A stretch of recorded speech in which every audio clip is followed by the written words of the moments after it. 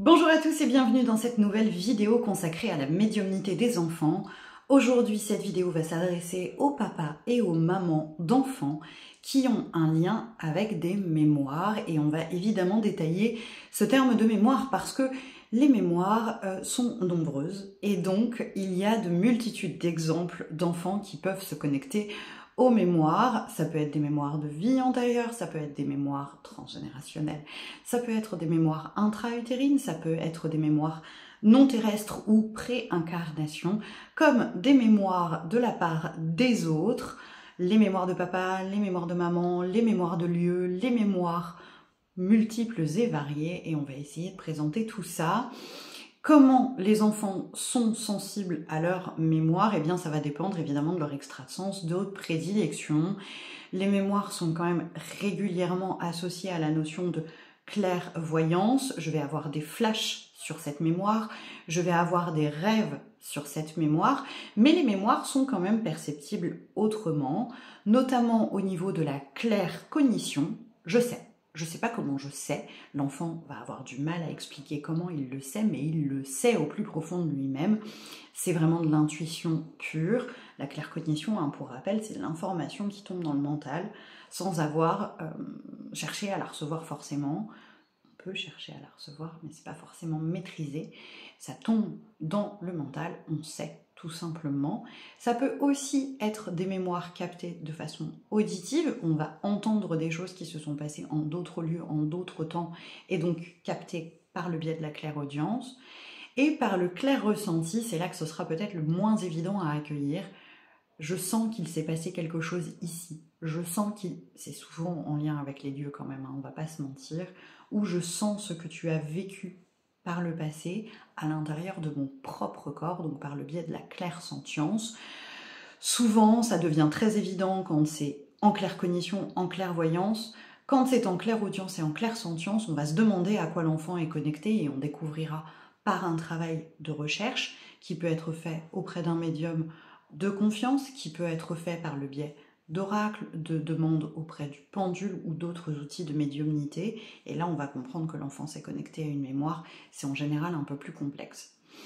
On disait tout à l'heure qu'il y a une multitude de mémoires auxquelles l'enfant peut aller se connecter. Et on va commencer par les mémoires de vie antérieure, les mémoires qui sont en général les plus anciennes. On a quelques exemples assez connus d'enfants qui parlent de leur vie d'avant.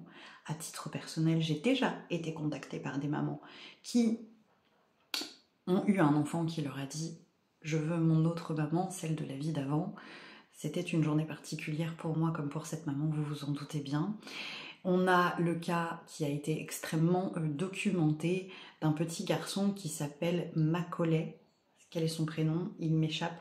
Macaulay, si on tape enfant, vie antérieure, Écosse, on tombe dessus. Ce petit garçon qui se souvenait pertinemment de sa maison d'avant, sur une île, l'île de Mala, si je dis pas de bêtises.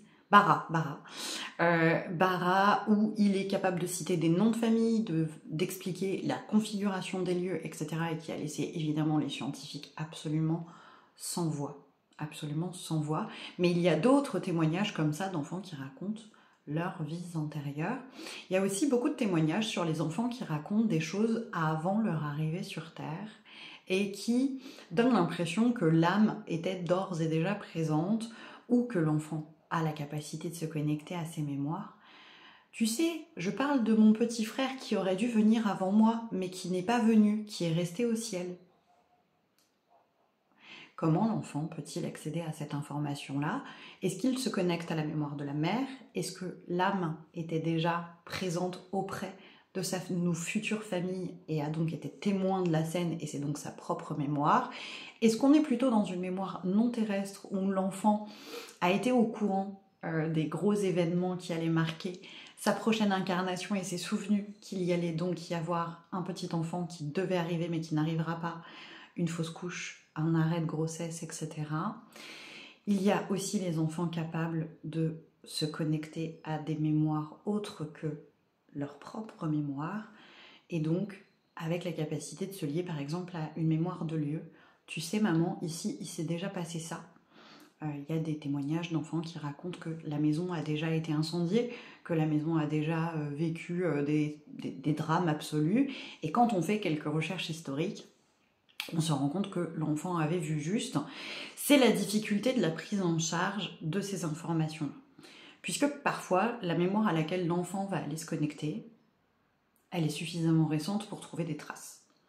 Je reprends l'exemple de ce petit garçon sur l'île de Barra qui s'appelle McCollum et qui s'appelait Robertson dans sa vie d'avant.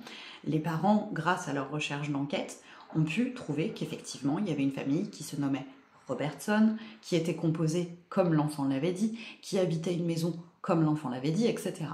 Ça, ce sera parfois possible avec un petit travail d'enquête de la part de papa et maman pour aller confirmer l'information de mémoire à laquelle l'enfant se réfère.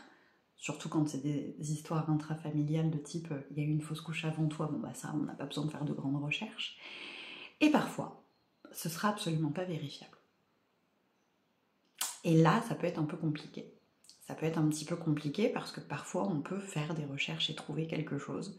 Parfois, on ne peut pas faire de recherche du tout. Et parfois, on peut faire des recherches qui n'aboutiront nulle part. Quelles sont les mémoires fiables? Quelles ne sont pas les mémoires fiables? Ça peut passer au départ par un accompagnement auprès d'un professionnel de la médiumnité qui pourra valider les ressentis de l'enfant ou pas, les perceptions de l'enfant ou pas. Un enfant qui est en lien avec les mémoires, ça peut être compliqué à accueillir sur le plan émotionnel, parce que en général, des mémoires, quand elles remontent, c'est pas toujours des mémoires simples à accueillir, hein. Mémoire de drame, mémoire d'accident, mémoire de décès, etc. Et ça peut être aussi bien compliqué pour l'enfant que pour toi, en tant que papa et en tant que maman. Je reprends l'exemple de cette petite maman qui m'avait appelée en m'expliquant que son enfant lui avait réclamé son autre maman. Évidemment, sur un plan émotionnel, elle était totalement désemparée. Que répondre à mon enfant? Que lui dire? Ça amène parfois à de la gestion émotionnelle particulièrement compliquée. Mon enfant a été victime dans une autre vie de quelque chose de compliqué. Comment lui expliquer que c'est terminé et qu'il ne risque plus cette chose-là aujourd'hui? Mon enfant est témoin d'une scène compliquée dans le lieu dans lequel on vit. Comment prendre ça en charge? C'est des vraies questions qui ne sont pas du tout à prendre à la légère, parce que par le biais de la médiumnité, parfois, on peut être confronté à des choses très difficiles à regarder, à percevoir, à entendre, à voir. Et donc, ça peut demander une intervention de quelqu'un qui sera OK pour vous accompagner psychologiquement à ce niveau-là. Je pense qu'aujourd'hui, certains psychologues dont c'est le métier seront OK pour vous accompagner sur ces espaces émotionnels, toi en tant que parent comme ton enfant.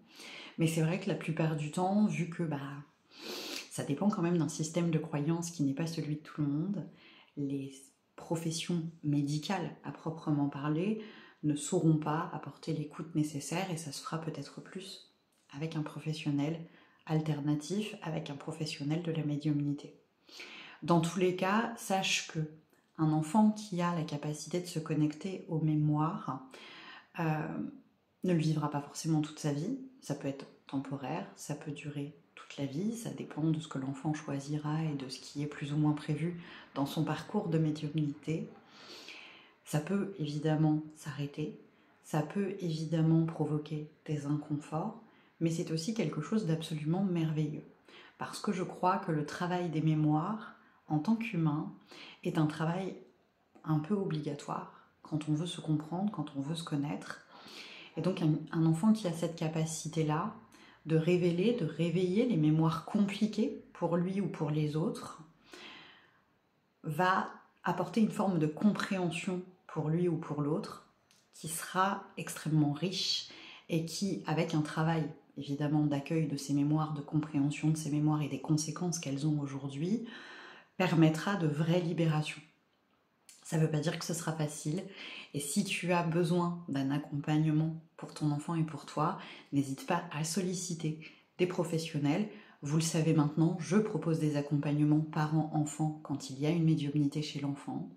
Si c'est nécessaire, on se rencontre, on se voit, on voit les problématiques que ça soulève et on trouve des solutions adaptées à mettre en face. Comment j'accueille ces mémoires, comment je traite ces mémoires. Évidemment, enlever toute responsabilité sur celui qui capte la mémoire et sur ce qu'il en découle. C'est pas parce que l'enfant capte une mémoire qu'il en devient responsable, il en devient peut-être le gardien, mais il n'en devient absolument pas responsable et n'a aucune culpabilité à porter dessus. Et c'est identique, évidemment, pour toi, en tant que parent qui accompagne cet enfant-là. C'était important pour moi de le signaler. Si vous avez des questions, évidemment, bienvenue dans les commentaires.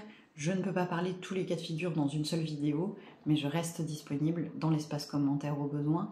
Je vous remercie tous infiniment pour l'intérêt que vous portez de plus en plus nombreux à cette playlist consacrée à la médiumnité des enfants, et je vous souhaite une bonne semaine.